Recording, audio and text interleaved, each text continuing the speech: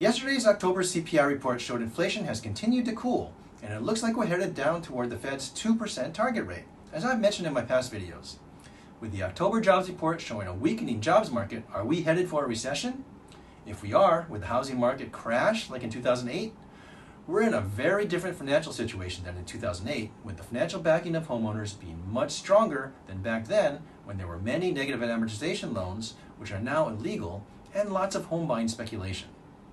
Now we've had a huge shortage of new homes being built since the end of the housing bubble, as the home builders that have survived have been much more hesitant to build new homes. Home financing has been much stricter, with licensing required for loan officers after the housing bubble, giving the housing market a much stronger foundation.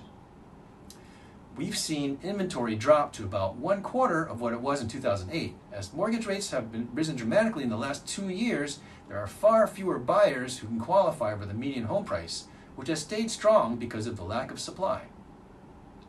Unlike in 2008, there aren't enough homes for sale to satisfy even a declining demand, resulting in high prices even with lower sales volume.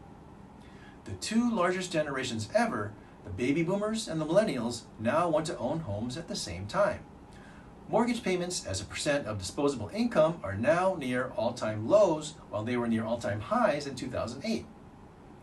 The average homeowner now has over 3 times more equity than in 2008, with the average loan-to-value ratio dropping from over 81% to about 42% now, meaning most people have a huge equity cushion and won't be forced to sell like many were in 2008. What about affordability? Don't prices have to come down to make houses affordable for the average American? The U.S. has a much lower price-to-income ratio than the rest of the world, with much higher affordability. Out of 106 countries in the Numbeo rankings, the U.S. is 102. Even Honolulu's 9.0 price-to-income ratio is lower than 81 countries on the list. Looking at Hawaii, there's been steady appreciation over time, as you can see from this 4.6 appreciation line on noted economist Paul Brubaker's chart. You can see here the Japan bubble and the subprime bubble, and in constant dollars, the pandemic spike still has us right near the long-term trend line. The swings for Oahu have been much less volatile than for Las Vegas and other mainland cities.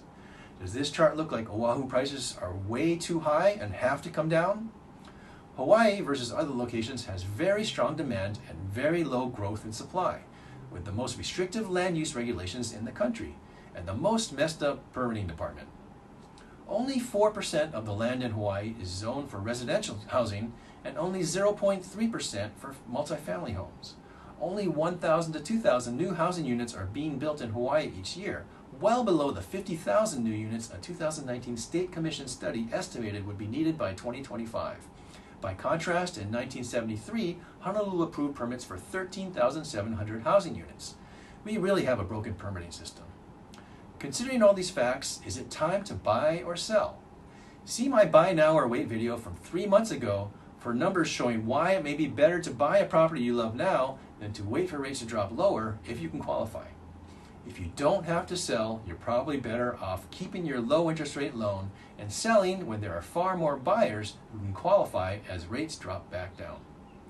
If you find a place you qualify for and really like, you'll most likely be better off buying now and refinancing later when rates drop, rather than competing with 50 other people who want to take advantage of lower rates.